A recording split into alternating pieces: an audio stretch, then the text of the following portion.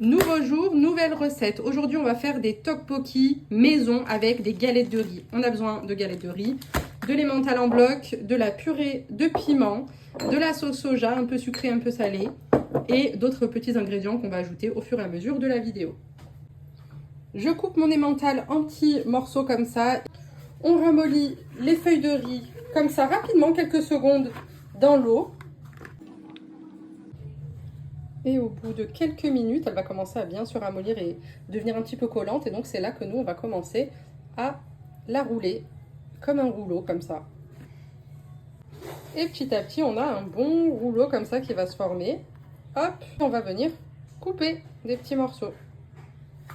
Et donc là, pour l'instant, on a la version classique. Après, là, on va faire une version un petit peu plus gourmande. Alors là, j'ai coupé ma feuille d'algue, ma feuille de riz en deux. Et je vais venir dans chaque petit morceau ajouter, sur chaque part, ajouter un morceau d'emmental. On va venir replier de part et d'autre, là et là, et on va faire un rouleau.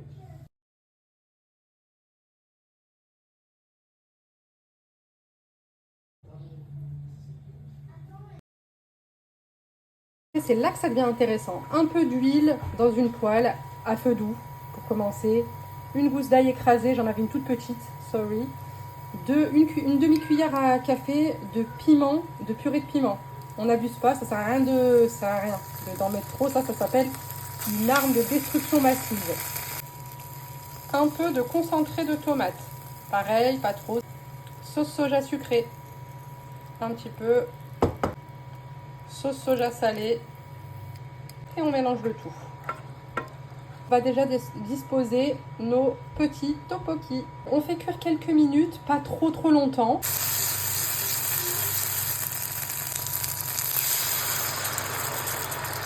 Un peu d'eau, une brique de crème liquide. Alors là, j'ai ajouté des nouilles. Je vais ajouter une mozzarella et on va recouvrir notre casserole. Mais quelques minutes, vraiment, la mozzarella, ça fond très vite. Du sésame grillé.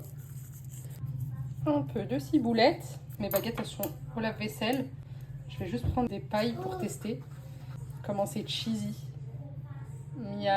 C'est super fondant. La mozzarella, toute filante comme ça. Meilleur plat au monde.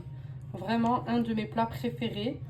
Après l'arfissa, bien évidemment, qui reste mon plat numéro 1 au monde. Voilà. Ciao!